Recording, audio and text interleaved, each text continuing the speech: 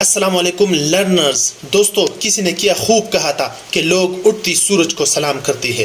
مطلب جو لوگ سورج سے پہلے یا سورج کے ساتھ اٹھتے ہیں دنیا انہیں سلام کرتی ہے.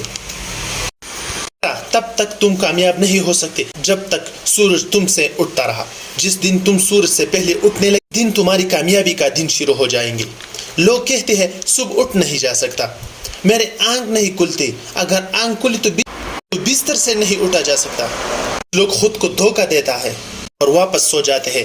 الارم بجتا ہے تو واپس بند کر دیتا ہے اور سو جاتے ہیں. پھر الارم بجتا ہے تو پھر بند کر کے سو جاتا ہے. بیٹا، اگر آپ بستر سے اٹھ نہیں سکتے تو تم کامیاب انسان کیسے بن جاؤ گے؟ یاد رکھنا، جب آپ بازار سے کوئی چیز لینا چاہتے ہو تو تمہیں اس کی قیمت ادا کرنی پڑتی ہے. اس طرح کامیاب انسان بننے کے لیے تمہیں قیمت چکانی پڑے گی. اگر تم قیمت چکانے کے لیے تیار نہیں ہو تو تم کبھی کامیاب نہیں ہوں گے.